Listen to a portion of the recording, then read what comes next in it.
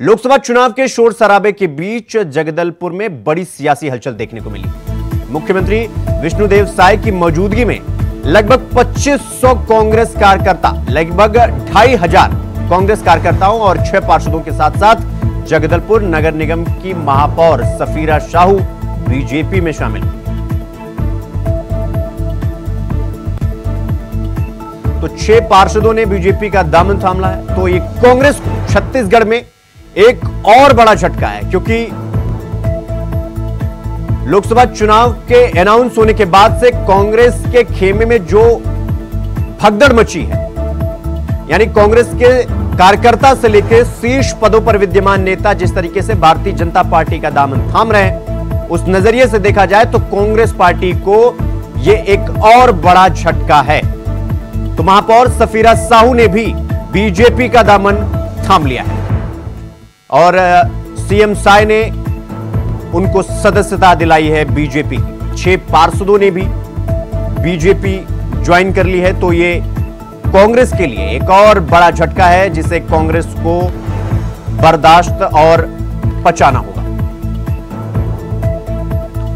इस खबर पर हमारे साथ हमारे सहयोगी मनोज शुक्ला हमारे साथ जुड़ गए हैं रायपुर से। मनोज, जिस तरह से कांग्रेस को एक के बाद एक झटके लग रहे हैं और लगभग 2500 नेता कार्यकर्ता बीजेपी में आ चले आते हैं, यह कांग्रेस के लिए कितना खतरनाक और कितना नुकसानदेह साबित हो सकता है, खास करके तब जब चुनाव सामने हो?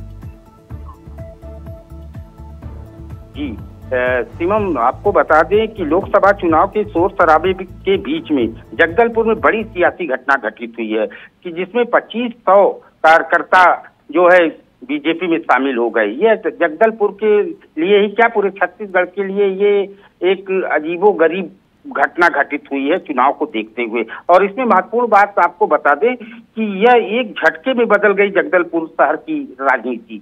पूरी एक साथ जो है महापौर जो है सफीरा साहू बीजेपी में शामिल हो गई, उनके साथ 6 पार्षद भी शामिल हो गए और समस्त कार्यकर्ताओं सहित पूरा खेमा ही जिसको जगदलपुर से कहा जा सकता है शहर का, वो एक साथ। और सबसे महत्वपूर्ण बात ये बता दें कि इन सब के बीच में पूर्व मुख्यमंत्री भूपेश बघेल भी जगदलपुर में ही मौजूद थे। उनकी मौजूदगी में ऐसी घटना राजनीतिक घटित हुई जो कांग्रेस के लिए बहुत ही अचंभा कर देने वाली घटना थी।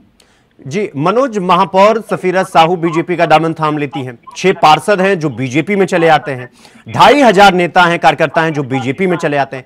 इसके पीछे की क्या वजह है कि कांग्रेस को छोड़कर लगातार उनके नेता कार्यकर्ता बीजेपी में ज्वाइन कर रहे हैं? क्या वजह क्या है इसके पीछे? जी शिवम, अब इन सबसे यही कयास लगाया जा रहा है कि आपसी गुटबाजी और अंदरूनी कलह जो पार्टी की थी अब वो खुलकर सड़क पर आ गई है और चुनावी समय जो है चरम पर चल रहा है और बीजेपी के लिए बैठे बैठाए एक मौका मिलता जा रहा है लगातार। यह देखने वाली बात है और आने वाले समय में बीजेपी को निश्चित रूप से इसका फायदा कहीं न कहीं लोकसभा चुनाव में मिलेगा। जी मनोज, सवाल यह है कि जिस तरह से इनके नेता कार्यकर्ता बीजेपी में जा रहे हैं, यह कांग्रेस के लिए कितना खतरनाक साबित होगा जब सामने चुनाव हो और सामने वो पार्टी हो जो साल का 365 महीने के 30 दिन और दिन के 24 घंटे चुनावी मोड में होती है?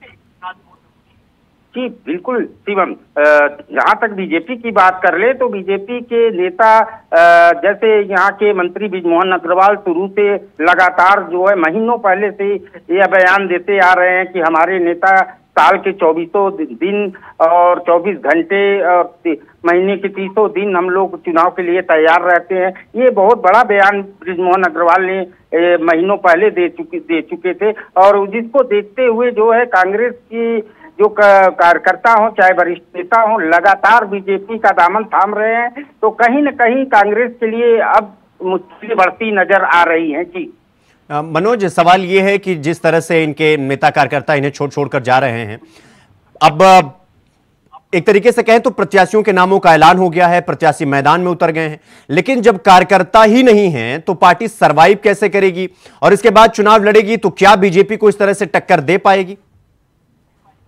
जी बिल्कुल शिवम, यह देखने वाली बात होगी कि बीजेपी का सामना कांग्रेस अब छत्तीसगढ़ में कैसे अपने कार्यकर्ताओं को मनाएगी, या चुनाव में, और लोकसभा चुनाव सामने है और पहले चरण का मतदान 19 अप्रैल को होना है, जिसमें कांग्रेस के लिए कहीं न कहीं मुसीबत खड़ी कर दी है, जो कार्यकर्ताओं द्वारा इस तरह का बीजेपी में शामिल होना और भारी तादाद में शामिल होना कहीं न कहीं कांग्रेस के लिए यह नुकसानदेह लोकसभा चुनाव में देखने को मिल सकता है। जी जी मनोज, आप हमारे साथ बने रहिएगा, हम फिर आप तक रुक करेंगे।